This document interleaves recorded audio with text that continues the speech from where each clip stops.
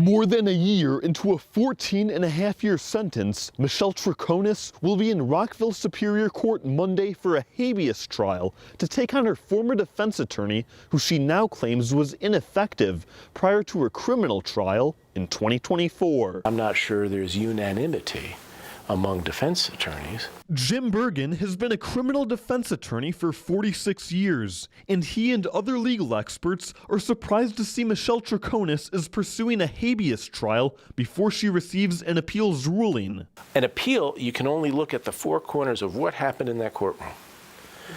A writ of habeas corpus, you can look at anything. So ineffective assistance of counsel is something that happens outside the courtroom. There's no record of it. In this habeas trial, Troconis will argue she is being imprisoned unconstitutionally because she didn't receive effective legal counsel from her former attorney. She claims Andrew Bowman didn't inform her of her Miranda rights and other standard information before she spoke with police. Another criminal defense attorney, Raymond Hassett, says that is surprising. Because they're pretty fundamental, and I would think that any attorney, especially an experienced attorney, would have provided those to her. So the facts and circumstances of whether he did or didn't are going to be set forth in front of a judge. On the other hand, Bergen believes it's a difficult argument to make that Bowman was ineffective, because Bowman actually unearthed bombshell video evidence of the lead prosecutor doubting Troconis' role in Dulos' murder. However, Bergen thinks that evidence could have been better used. So when the head of the entire operation says, I don't think she knows anything, that, to me, should be front and center in that whole trial. It came out, but it didn't come out like most people even remember that happened.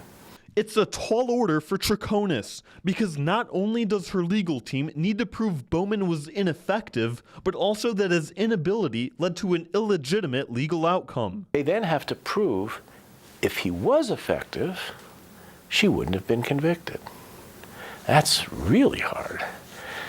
Now, it's a smart thing to do, and they're doing it now out of the normal order.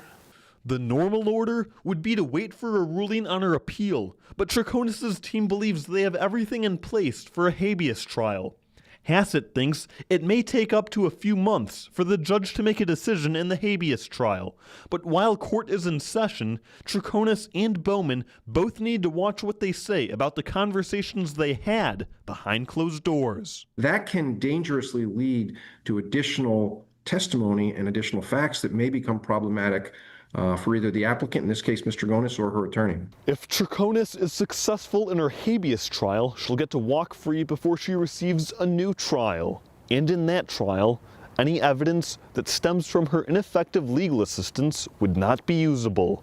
In Vernon, Tim Lateau, Fox 61.